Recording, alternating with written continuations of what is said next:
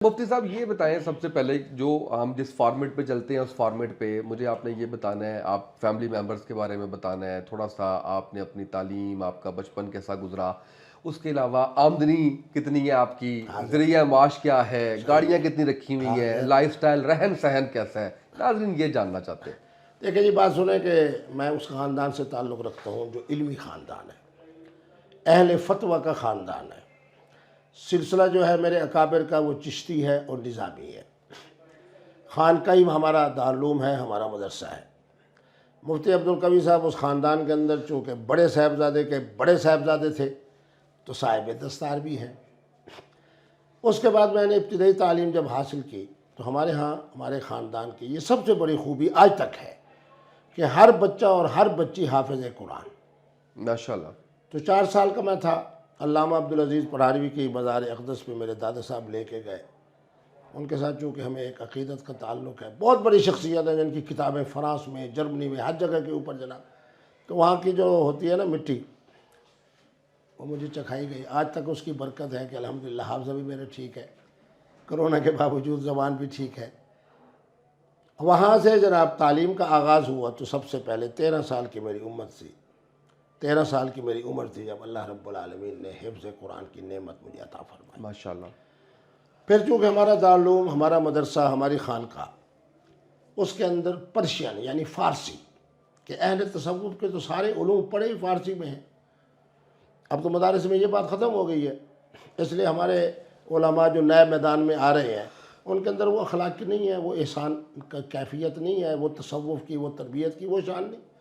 بہرحال 2 سال کے اندر میں نے فاضل پرشین کی، اور جب میرا داخلہ کیا تو انہوں نے کہا کہ جی آپ امتحان نہیں دے سکتے اس لیے کہ فاضل فارسی کی سند ہے = FA، اور آپ کی عمر 16 سال ہے۔ 16 سال والے بچے کو ہم کس طرح اجازت دیں؟ بہرحال اس زمانے کے گورنر صاحب تھے، ان کی اجازت سے مجھے خصوصی، اور اللہ کے فضل سے پورے بورڈ میں دوسرے نمبر پہ آ گیا، دوسری پوزیشن حاصل کر لی۔ لائق فائق تھے ماشاءاللہ پہلے دن سے، کیونکہ ہمارے خاندان کے اندر 3-4 چیزیں بڑی ہیں۔ ایک تو قوت حافظہ، اب ہمارا بھانجا ہے ماشاءاللہ ڈاکٹر، اور چھوٹی عمر کے اندر اسسٹنٹ پروفیسر۔ میرے جو دوسرے داماد ہیں ماشاءاللہ انہوں نے محترمہ بے نظیر صاحبہ کی کتاب پر PhD کی ہے، اور اس دن مجھے خوشخبری سنا رہے تھے کہ ڈاکٹریٹ کی سند بھی آ گئی ہے اور وہ اسسٹنٹ پروفیسر بھی بن گئے۔ اسی طریقے کے میرے خاندان کے اندر خواتین ہیں، وہ پروفیسر۔ تو معنی یہ ہے کہ حفظ قرآن کی برکت سے میرا خاندان اہل علم کا خاندان ہے۔ تو اس کے بعد جناب میں نے جب فاضل پرشین کر لی، اس کے بعد میں درس نظامی کا سلسلہ شروع کیا۔ پھر چونکہ ہمارے علماء دیوبند کو اللہ نے یہ عزت عطا کی ہے کہ ان کے پاس علم ہے، تو حضرت مفتی محمود صاحب مولانا فضل الرحمان کے والد گرامی، ان کے مدرسہ قاسم میں رہا۔ پھر مدرسہ خیر المدارس بڑا مدرسہ ہے، اس میں رہا، اور حتیٰ کہ آپ خوش ہوں گے کہ جب میں نے خیر المدارس میں داخلہ لیا جو ہمارا آخری سال ہے، جس کو تو رادیس کا سال کہتے ہیں، مفتی محمود صاحب کو پتہ چلا، انہوں نے فون کیا میرے والد صاحب کو کہ عبدالقوی کہاں ہے؟ میرے والد صاحب نے فرمایا کہ وہ خیر المدارس میں ہے۔ میں خدا کے بندے کو ادھر بھیجو۔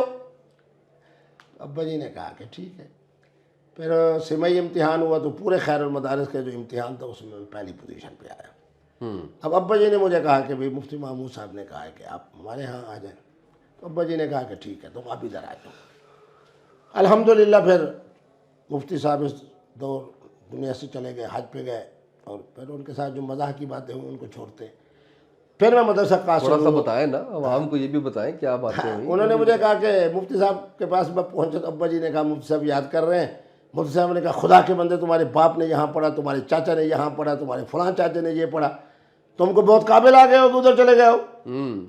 میں نے کہا حضرت مفتی صاحب آپ سارا دن کہتے ہو ضیاء الحق ضیاء الحق ضیاء الحق ضیاء الحق ضیاء الحق، پڑھاتے ہیں نہیں آپ۔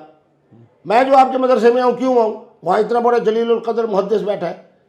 کہہ دیا آپ نے؟ بالکل مذاق تھا بڑا میرا، اس بات کو فضل الرحمان صاحب بھی جانتے ہیں۔ جب حضرت کے ساتھ میرا مذاق ہوتا تھا، یہ بیچارے ایک طرف کھڑے ہوتے تھے یا کاندھے کے اوپر جناب آٹے کی بوری اٹھا کے چکی سے لے کے آ رہے ہوتے۔ ابھی رابطے میں ہیں مولانا صاحب؟ مولانا رابطے میں الحمدللہ۔ اچھا۔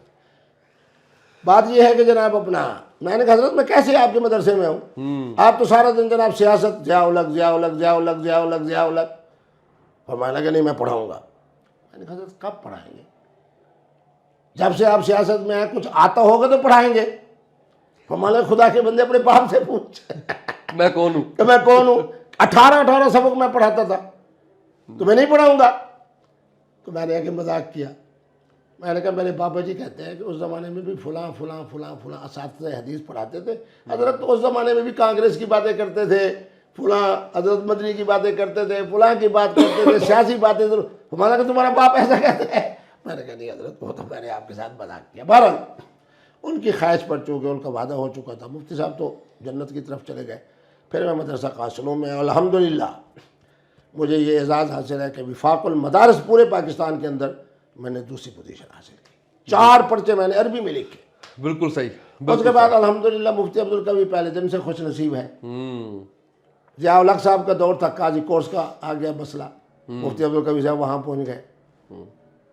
470-72 لوگوں نے جناب وہاں امتحان دیا. اس میں ججز بھی تھے, اس کے اندر پروفیسر بھی تھے, علماء حضرات بھی تھے. ان کے لیے لازم تھا کہ جناب میٹرک پاس ہوں. الحمدللہ میں میٹرک پاس بھی تھا. تعلیم جاری شروع ہو گئی. 5-6 مہینے ہم جناب فیصل آباد کی زرعی یونیورسٹی کے جو اسلامیات کا شعبہ ہے, اب جناب جب فہرست مرتب ہوئی آخری انٹرویوز پر, باقی ہم بچ گئے 36 لوگ. صحیح.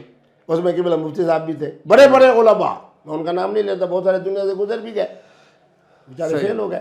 کوئی ایک آدھا نام بتا دیں, کوئی جو بھی دنیا میں ہے ان کا کوئی ایک آدھے کا نام بتا دیں. بہت سارے فوت ہو گئے. بہرحال چلے. اس کے بعد جناب ہم مدینہ منورہ چلے گئے. مفتی عبدالقوی صاحب ماشاءاللہ عربی بولتے تھے مزیدار. وہاں الحمدللہ آپ کو پھر خوشی ہوگی کہ وہاں جو 36 طلباء میں سے 31 نے امتحان دیا, اس میں پھر مفتی عبدالقوی صاحب پہلی پوزیشن پہ. اچھا.